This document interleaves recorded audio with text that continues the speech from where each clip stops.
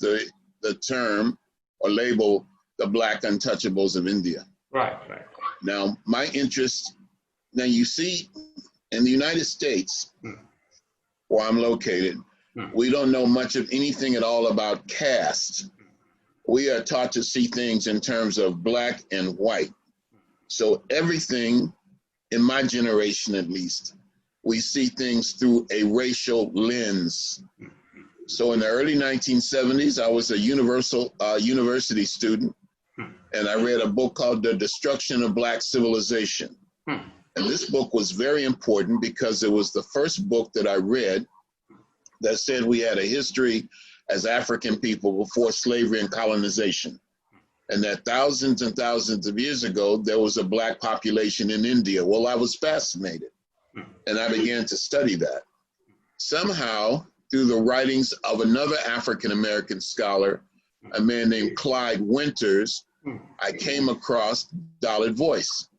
And I said, well, if Clyde's work can be published in it, I should start writing essays as well. So this is in the middle 1980s. One thing led to another, and I came to India in 1987. I only began to learn about Dr. Ambedkar through that experience. Now, today, or I should say tomorrow, is the birthday of one of our greatest leaders in the West, and his name is Marcus Garvey. Yes. And Marcus Garvey's base was in Harlem, New York. Dr. Ambedkar lived in that same area when he attended Columbia University during the early period of that Garvey movement. So there's always been a connection between us, and I would like to see that connection brought much closer together. Very important connection that we really have. And as you have come to India then, and you have traveled everywhere, and particularly you have traveled a lot in the southern part of our country, where you met a lot of people, you gave a series of lectures, and you met the people who were interested in the Black Panthers movement, and you also visited Delhi, you participated in several programs. So, brother, I would like to ask you, what was your experience then when you came as a young mind to the situation which you only heard of, and when you met people face to face? What was your experience then? Now, I have been to, I think, about 125 countries in the last 20 years. And I've been to India 3 times. Yeah. India is the only place I've ever been where I felt like I had entered into another world. And just to walk down the street in a major city and see a herd of cows, or to see how, or to see how people reacted to my physical presence, and to learn about the horrors of untouchability, it was really shocking. I went for the first time in 1987, and I saw things that I couldn't imagine. And then in 1998, on my second trip, I actually left India feeling like there's no such thing as God. Because if there was a compassionate God, no people would be forced to live like that. So I've always said that the Dalits are the most oppressed people in the world. And that's saying a lot.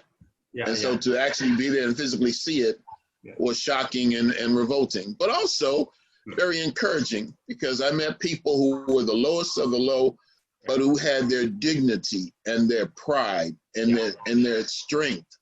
And so I was very inspired by my experiences with the Dalits in general. Right. I think that's very remarkable. And the year you came down to India, and now when we are talking in 2020, a lot of things have moved ahead in terms of awareness. And that was a period when you came to India in 1987. People in India also didn't have access to a lot of the writings and speeches of Babasaheb Ambedkar then. And after 1991, when the volume started coming up, the blue books started coming up, and you can see that the Ambedkarite movement has just blown into, you can say, an explosion. There is no political party in India which can not but take his name or put up his poster on their things. So there has been a lot of these things. So your experiences of 80s, and 90s are so valuable for. Well, let me ask you a question. Please. How much has the physical condition of the Dalits changed in the last 30 years? I mean, you tell me about the awareness, but what is the actual social status? Has it fundamentally changed in the last 30 years, 40 years? Fundamentally, it has not changed. There is no radical change as such, but there has been changes, like there was an emergence of a political party called the BSP. Right. And it began in 1984, 1986, and then it has the party ruled the biggest state of India, the Uttar Pradesh, 4 times. And one time, the party has a huge majority.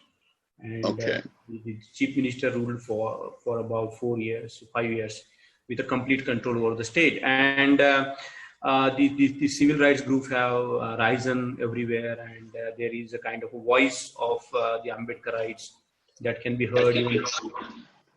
Can you hear me? Yes, I can hear you. Yeah, so there is, of course, the voice has increased manifold. When you came, the voice was very feeble, and now the voice is, the people are roaring for their rights everywhere. So the mobilization has gone on to a very different level now. But it's a long way to go, as you know, that the caste is so entrenched in the minds of the people, and even the practice of untouchability is so rampant even today. So in 2006, there was a book published called The Untouchability in Rural India, and it conclusively proved that in the rural India, the practice of untouchability even remains in different forms and different sites. So, for example, the postman will refuse to go to the houses of the Dalits to deliver the letter. And then there were other studies which has also conclusively proved that the practice of untouchability in different forms exist in the urban areas also. Give me an example. Like, for example, brother, if you are an educated Dalit and if you are trying to seek an apartment for a rent in cities like Bombay or in Ahmedabad, in Surat, so people will be very curious to know about your caste, and they will try to find out what is your caste. And if they know that you are from the so-called Dalit untouchable background, they will find various pretexts to not to let you rent the place. I see. And different forms, like in the offices, people will try to look down upon you, saying, they won't speak directly to you, but they have this very deep bias in their minds where they would try to play it out in the working situation, and so on and so forth. All right, here's another question. I think I'm going to interview you. If Dr. Ambedkar could speak to us right now, what would he say? Would his views on untouchability and caste, they would have evolved, or they would be exactly where they were in 1956? He would be happy with certain things. He will be very sad with certain things. For example, the way he has expected the educated class among us to pay back to the communities, sacrifice everything that they have. So he'll be little bit disappointed with that, little bit, because there are people who are doing a lot, even who are well-to-do. But certainly he will not be happy, because he will be very sad to see the atrocities which are taking place all over the country. Even in Tamil Nadu, during the lockdown, there were more than 40-50 atrocities, the caste-based atrocities, and also throughout India. So I think his feelings will be mixed, but mostly towards, I guess, people might correct me, he will not be happy with the situation. It seems like when you talk about atrocities, they are similar to what in the United States we would call lynchings. Are you familiar with that? Yeah, lynching, and here we have a term now, mob lynching. A few years back, Dalits were, in North India, they were lynched because the caste Hindus felt that they are skinning the cow. So, in fact, the lynchings are not new to our country, even today. Okay. Isn't it? All right. Thank you, brother. Welcome, brother. Always welcome. Because, you should know that you are one of our role models. Like, when we were young, we used to read, whatever you wrote. So, brother, now you have been working in America among our communities, African communities there. You have been traveling, as you said, more than nearly 150 countries, maybe more. And how do you see that this solidarity between the so-called people of color, to use the word, how is the solidarity increasing, when you started off and now after 40 years, when you look back, do you see any change in the awareness of the people that you talk to about the situations in India, and whether there is a kind of an increase in awareness about the problems in India? What do you see? How do you see as an activist, as a person who was always on the fields, but at the same time dealing with complex ideas? How do you see it? I think that the change has been very minor. And that's very, very sad. But again, we are, first of all, most African Americans are very, very limited in their knowledge about anything outside of the United States. So what I am what is called a Pan-Africanist, a Garveyite. My job, my plan is to try to unite Black people, African people all over the world. Yeah. And I always saw the Dalits as a part of that community. Right. But I also realized that that being a Dalit or understanding Dalits is very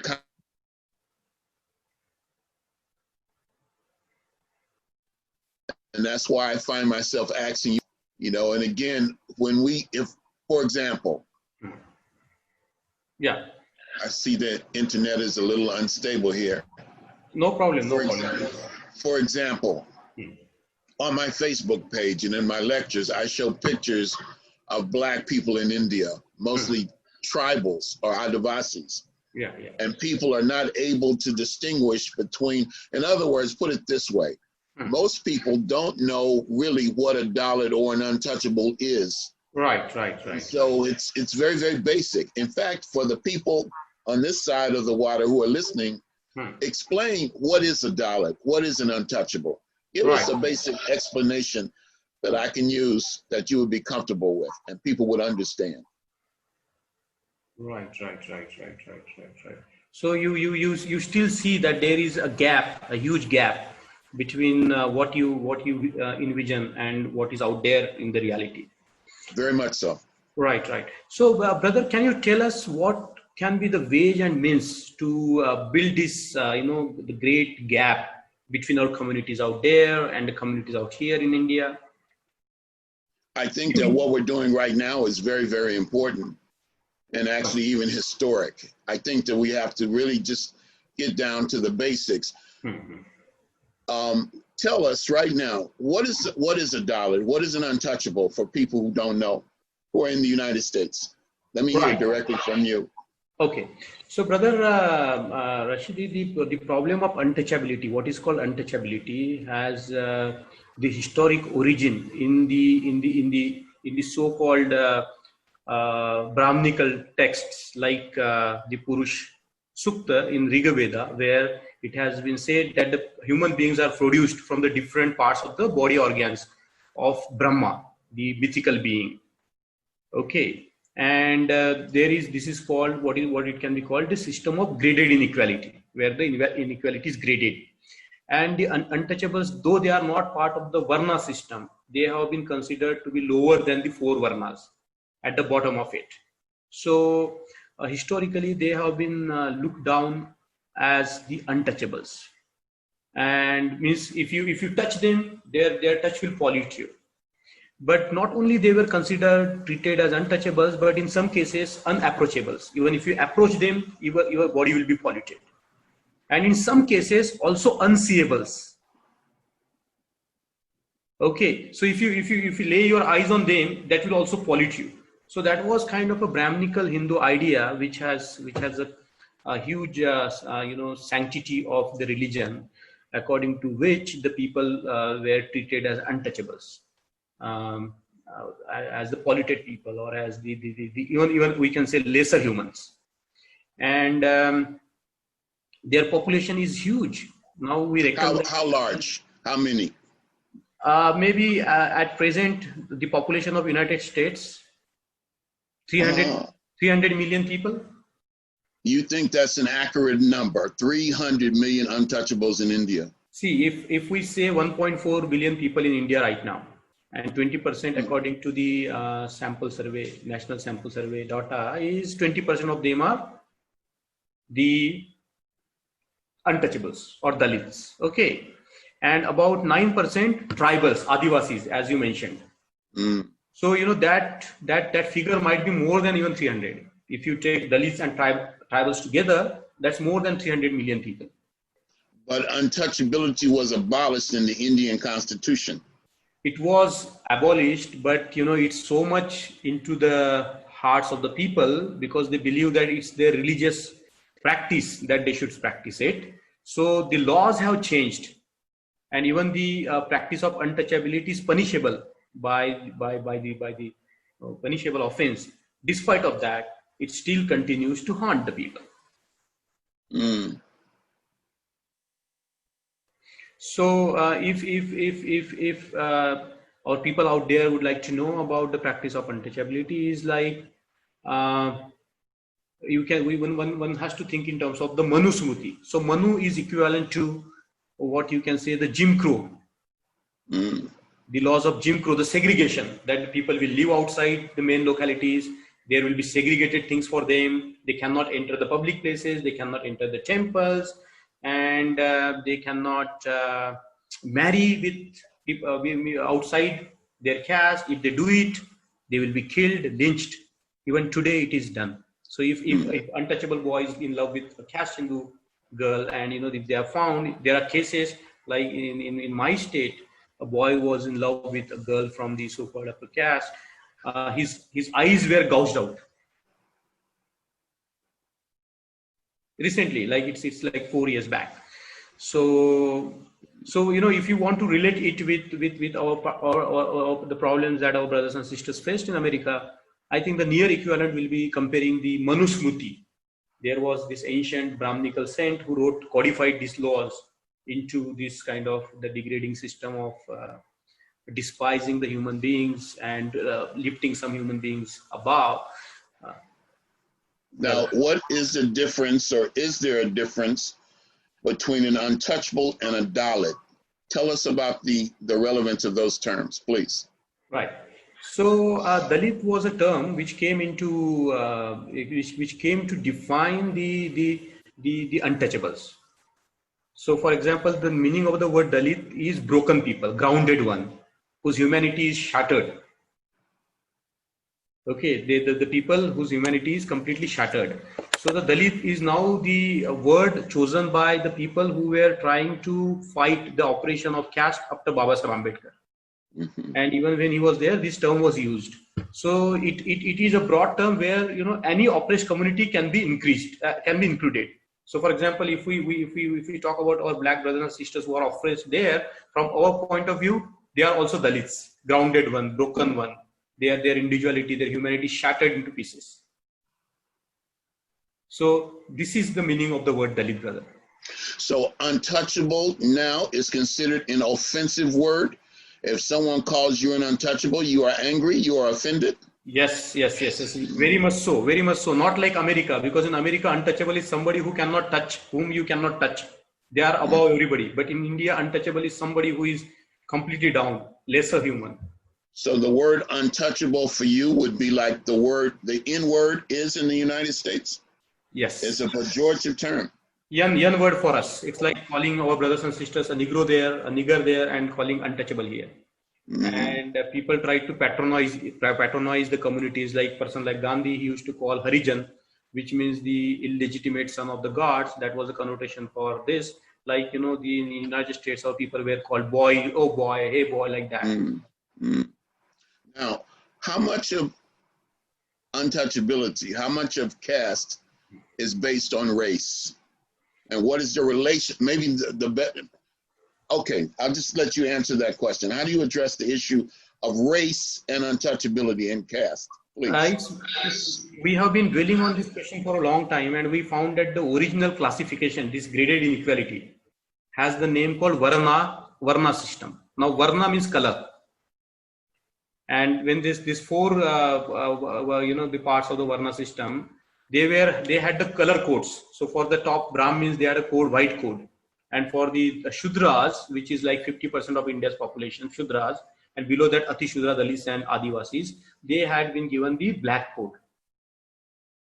So if you look at the race and caste in terms of the color, there is certainly definitely color attached to the caste. Okay. And now, as we know that there is an argument going on where the racial form of oppression is also looked at from the caste perspective. There is a new book that has just come up now. This argument is going on in India itself, in the community. In the community, yeah. Oh, interesting. We have been always looking at you, brothers and sisters there, as to what lessons we can learn from you. and I think you came and you inaugurated the Kerala Panthers, Kerala Dalit Panthers, and so I'm sure that time when you were young, people used to look at you as a panther coming from United States to India to build. Well, my vision, my dream is Black people all over the world uniting. Right. And I consider you a brother, and I consider the Dalits my sisters and brothers in my family. So that's the message that I try to preach all of the time. So my job is to do the best I can in slowly educating people who don't oftentimes see the nuances. Right. I know people all the time who tell me there are no Black people in India. Right. And they may be Black, but do they see themselves as Black, as though we really don't want to unite? And that's the kind of barrier that we have to break down. Also, in countries like Trinidad, in Suriname, in Guyana, and Fiji, there are tensions, even in the United States and Africa, there are tensions between traditional Black communities, African Americans in this case, and people from India. And so people a lot of times are not able to see the distinctions. And I must confess, it is a bit confusing to us who will see things in the most simplistic terms. We live in a society in the United States where we have a kind of dumbing down, and people are taught not to think, but just to react and to emote and to feel. And it's very dangerous, or can have very dangerous consequences. And we are largely victims of that. Right. I think that's a very interesting point that you have just shared, brother. Here, as you are aware that the color prejudice runs very deep. So if you are having a darker skin, then there are, like in America, people try to whiten themselves. So here also there are creams where people try to apply, and in the marriages, people try to be so color biased. They would like to see that the person that they would like to marry have the fair complexion. So you will see that in the matrimonial advertisements that a fair girl would like to seek a marriage alliance, and so on and so forth. And some of the people from the African origin who have traveled to India, even the professors and very well educated, very intelligent people from our communities, particularly from African American backgrounds, they have faced a lot of discriminations.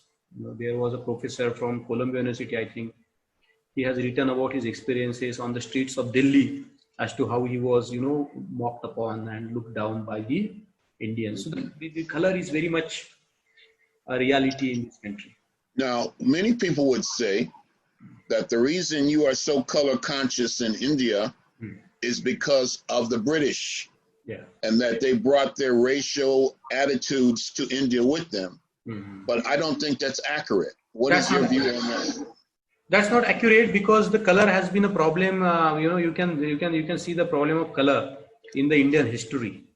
So as you are a student of South India, and you know that the people, particularly from the upper caste background from the North India, they considered themselves to be Caucasians, whites, and they decided they created this kind of a theory of Aryan supremacy, where we are the birds of the same flock, and the so-called upper caste Indians, they even claim that they are whites in order to seek the citizenship of United States.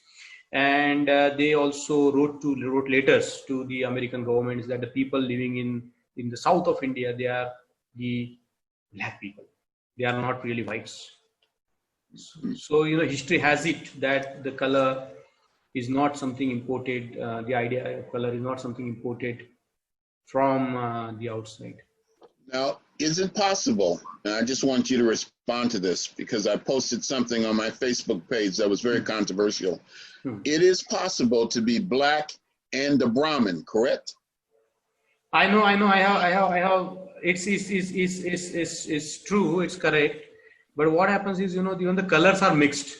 So, for example, now there is so much of miscegenation, intermarriages, exchange of blood between the people. So, just like what is happening in America. So it's very difficult to find out the pure blood or the pure castes, isn't it? So in South India, there are a lot of Brahmins who look very dark.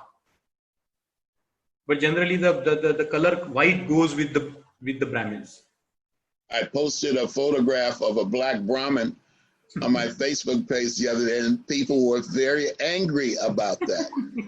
Now, because a lot of us are talking about Tamil Nadu and the Brahmins because of Kamala Harris. Of course, you know that, and her mother.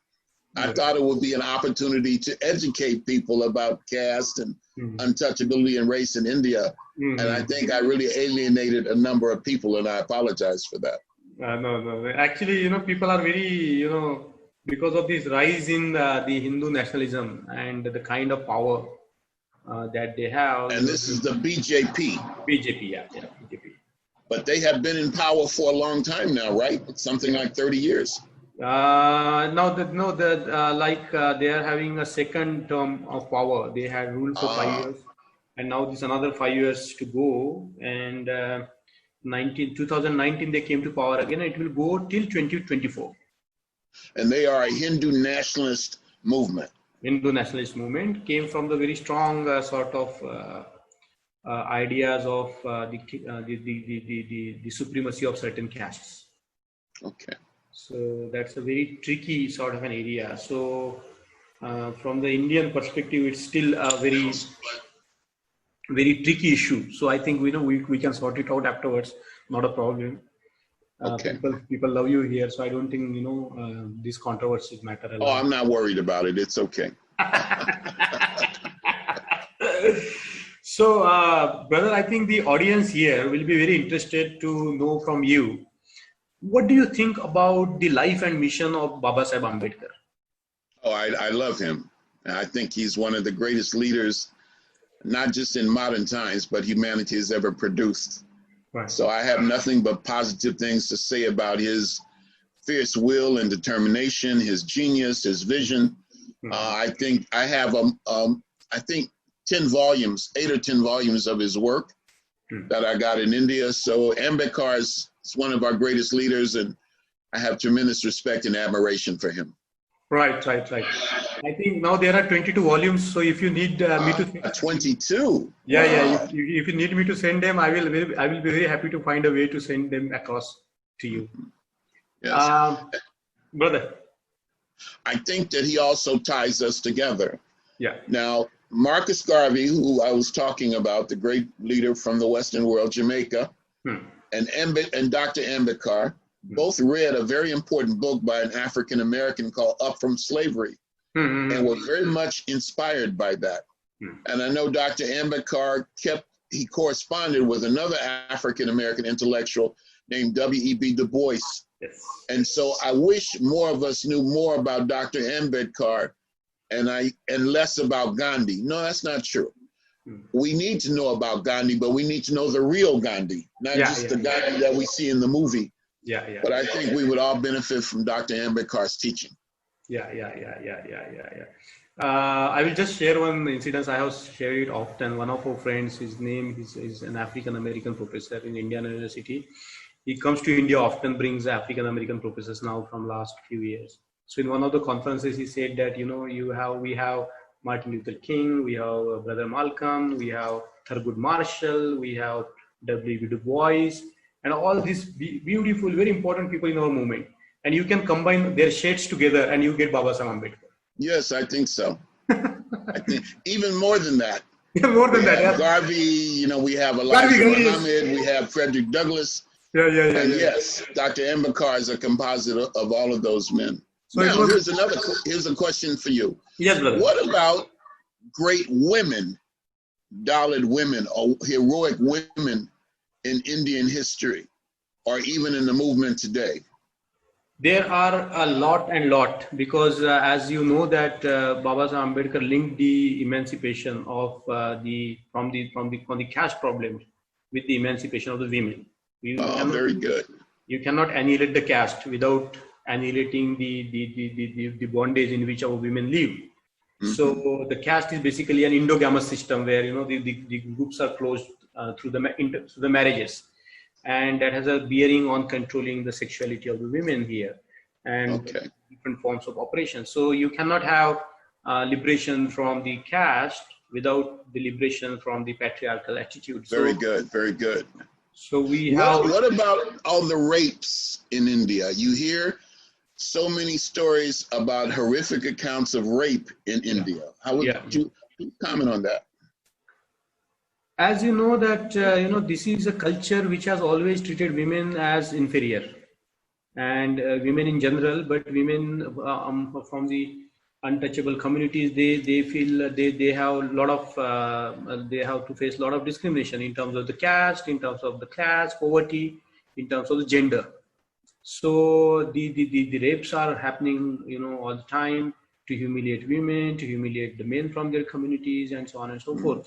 So it's a gross violence that has been taking place. So as we are talking today, there must be somewhere, I do not have the data at my hand, but every 18 minutes a Dalit woman is raped, something like that. Wow. Every 10 minutes. 18 minutes or something. I do not have the data, I can find out and give it to you. But it's very frequent. It's not something like one of the events. It's like inbuilt into the caste violent structure that the women, and particularly the women who are working in the farms, agricultural farms, and sometimes they live like a bonded labor and at the mercy of their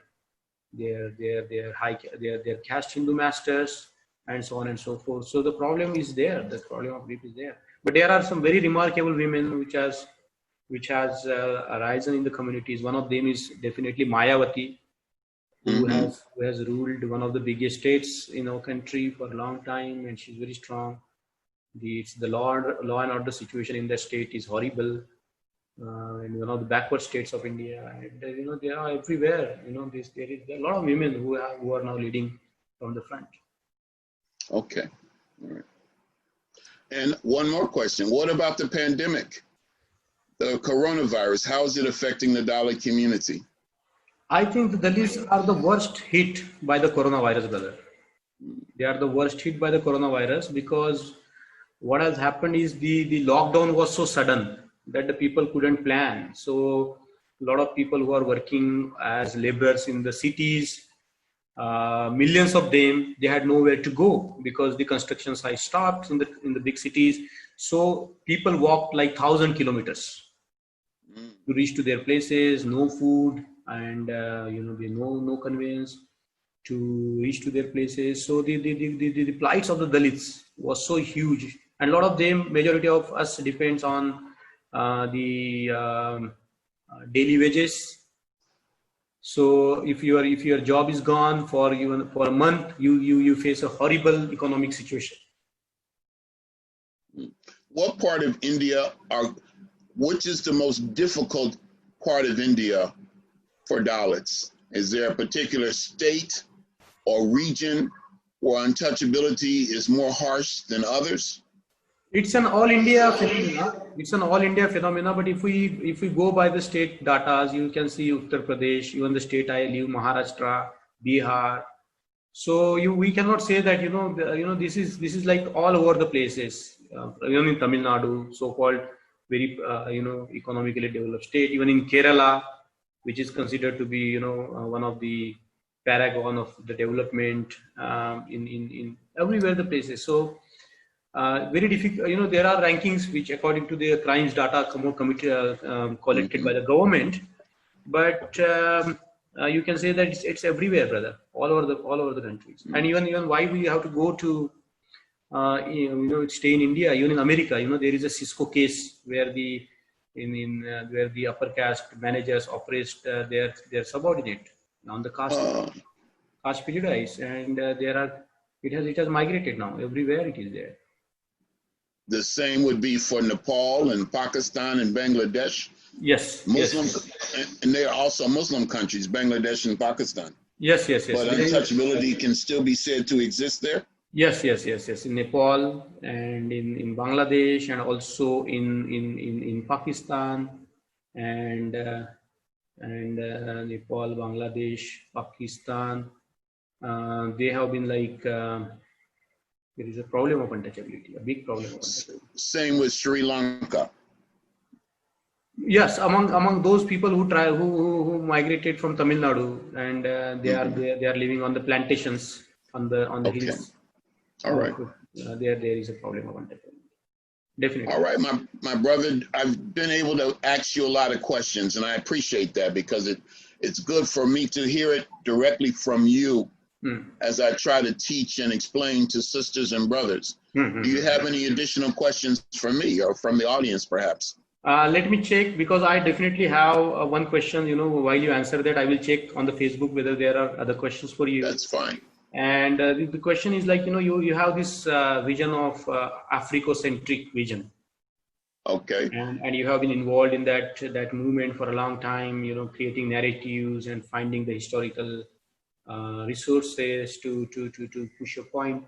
So, but for, as we look at it from India to Africa, we see that there is not much awareness in African continent about what's happening with the Dalits, except now that, there was a campaign in Ghana in response to a statue in 2016 that was given by the Indian government to the Ghana University. And there was Professor Cambon, who started a campaign, Gandhi Must Fall.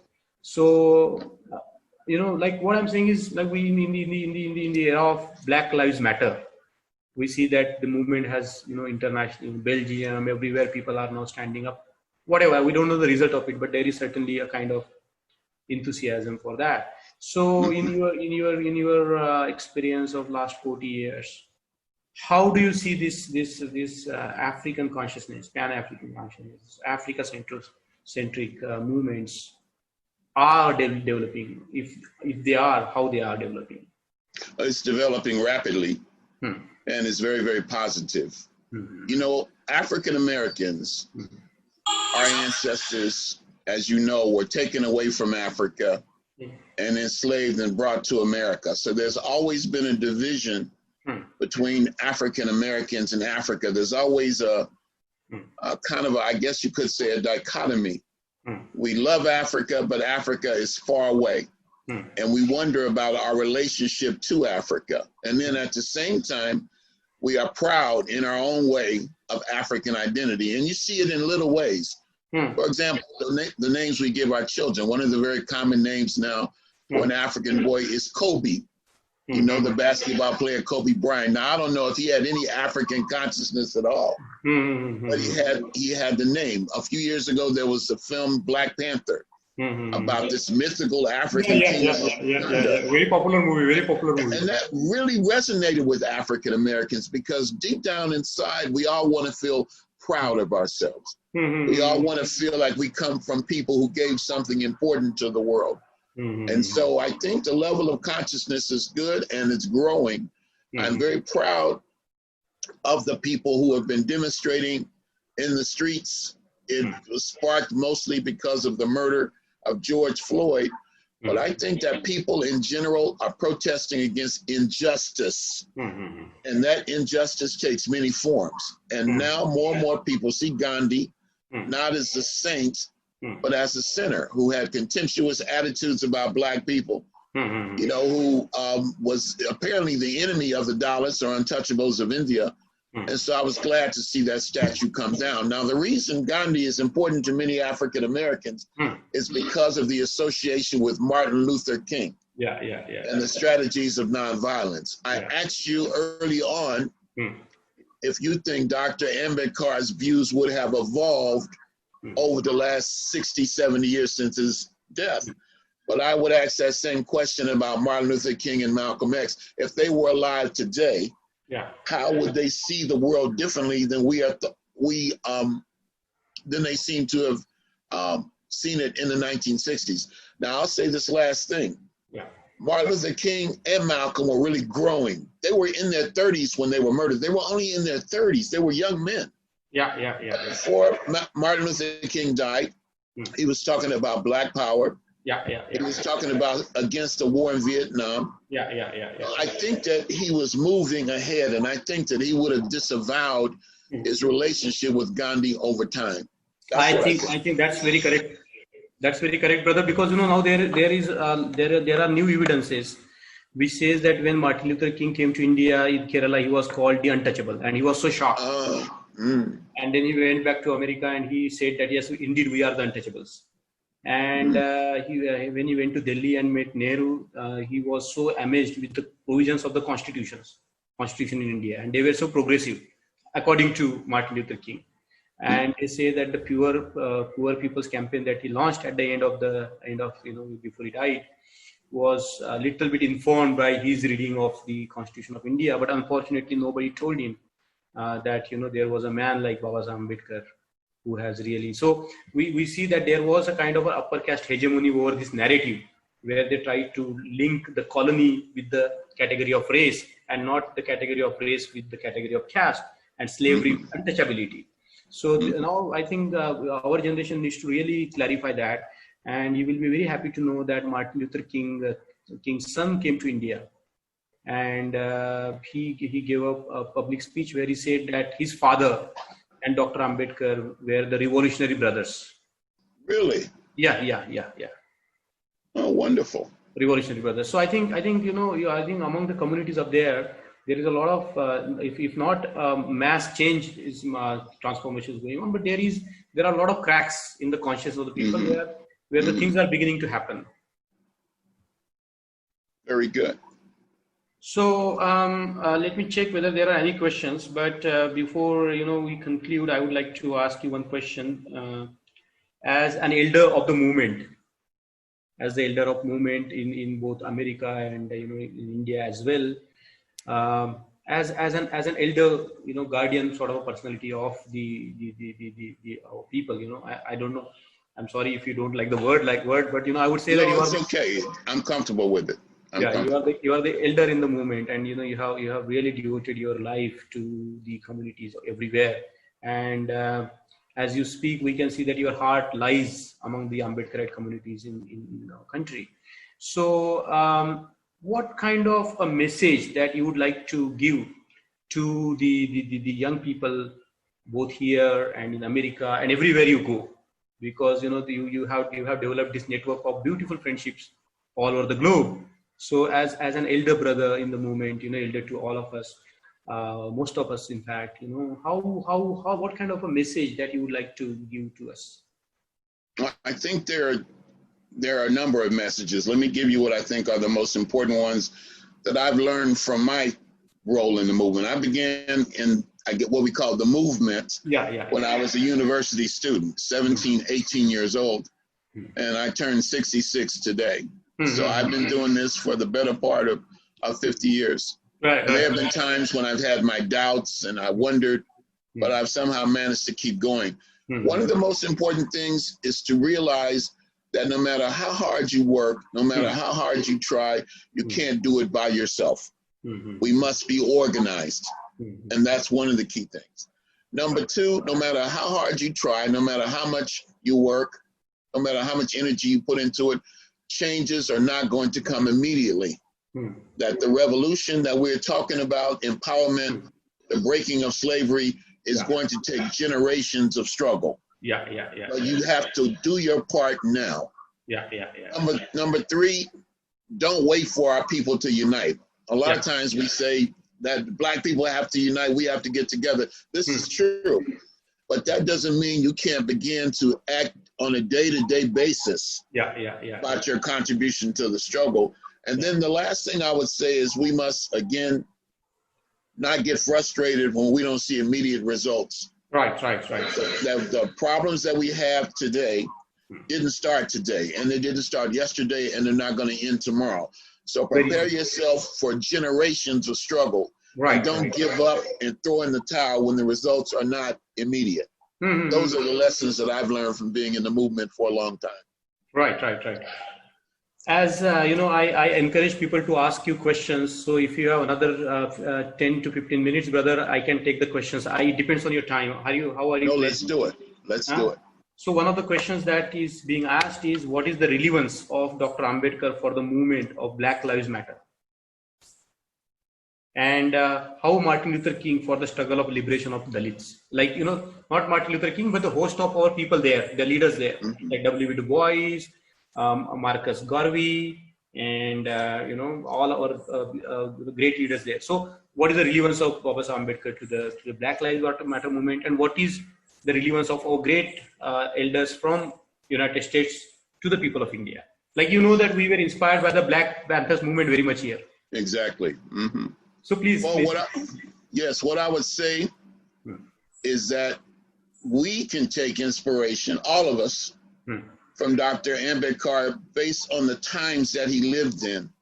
I mean, it's difficult now, but I've read his autobiography and I see what he had to face on a day-to-day basis. And so if he could stay strong all that time and not lose faith, I think the rest of us can do that. A very dignified man, a great intellectual, like a lot of, we say in the United States, it's a myth. If you want to hide something from a Black person, put it in a book. So we are encouraged not to read, not to study. Dr. Ambedkar was a great intellectual, the greatest intellectual in India, so we can be inspired by that.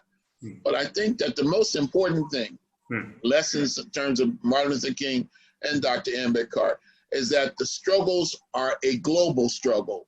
Yes. That the struggle to end injustice in India is not just, I mean, we are fighting the same battle all over the world. And we have different battle fronts, different areas where we have what we might call hotspots. But for me, studying about Dr. Ambedkar and Dr. King, ultimate message is that we are one. We are the same in different parts of the world. And we must talk to each other and love each other and try to understand each other and integrate the struggles. I think those are the important lessons. That's a very, very beautifully put, brother. That's very wonderfully put.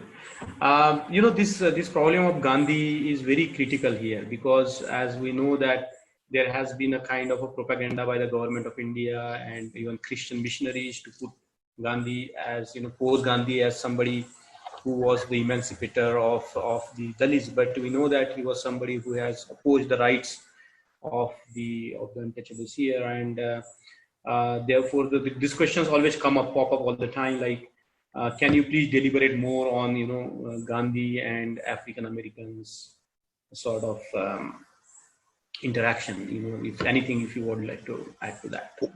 You have already said. I think that most African Americans view Gandhi as a kind of saint, and we are the victims of that kind of propaganda. But I think little by little, especially with the younger generation, they see Gandhi and other people that have been historically called our heroes as something as villainous. We can point to the example in the United States right now of Christopher Columbus. People say Columbus discovered America. But Columbus was also a racist who began the transatlantic slave trade and the destruction of Native Americans. And so now you have a struggle all over the country to begin to pull down the statues of Columbus. Well, I think Gandhi is going to go down in history in a very similar way. Just like Thomas Jefferson, his legacy is also being questioned. Woodrow Wilson. Or George Washington. And Woodrow Wilson, everybody is now being, questioned. And I think that's very, very important, that we need to question this, and we need to really remove the well of, there you are. Their faces. So, brother, yes, brother. I'm very sorry that on short notice I invited you to call and you talk to people, and it's your birthday today. You have turned 66, and we all wish you. Well, this was an introduction, and I didn't know, and I'm new to Zoom because of the pandemic, just within the last month. I didn't know how it was going to go. But I think it has been a wonderful program. And as soon as it's over, I'm going to go to your Facebook page and website and share it with everybody that I know. I think that the most important thing that we can do is just talk to each other with love and patience and understanding. You don't have to be right all the time. You don't have to have the last word, but just communicate. And I think if we do that, we can really accomplish great things. And we've been able to have a good introduction this morning. And I hope we can do a series of these talks. In fact, what I would like to do is show some photographs perhaps the next time. I got some photographs of yours and I'm going to share with the audience, because I think these are very important photographs that people need to look at. So, all right, my brother. Yeah. So, this is one of your photographs. Maybe. Yes, it is. This is 1999. And that's a brother named Dalit and also V.T. Rashekar. Putting a garland around a portrait, a photograph of Dr. Ambedkar. Yeah. And this is in New Delhi, India. And this was my last trip to India. There is another photograph that I will bring it up. Let me check. There is another beautiful photograph that I would like people to see. Oh, where is it? Let me check. Oh, my thing. There was another photograph. Mr. Rashekar wrote a book called Apartheid in India. Right. And he eventually changed the name to Dalit, the Black Untouchables of India. Yeah. And I wrote an introduction to that book. So I'm very proud of that. Right. Unfortunately, I'm not able to find out the other photo, but... no, the next time. Maybe next time. But it was a lovely photo. You are there with Baba Saheb Ambedkar's statue. So let me... Aurangabad. So, where was that? That was in Aurangabad. That was also in 1999. All right. One thing I learned that if you want to get the Dalits on your side, you have to say good things about Dr. Ambedkar, and they will love you for that. So brother, I put up here another photograph. Can you tell us about this photograph? This photograph was at a reception in my honor in April 1999 in New Delhi, India. Wow. And that's Mr. Dalit, who was a member of the federal government at that time, and V.T. Rashekar. So this is in New Delhi. And this is, I think, the first time this picture has been shown publicly. Right. So let me put the photo. Let me go to stop share. Yeah. So, brother, why I was insisting on you, because I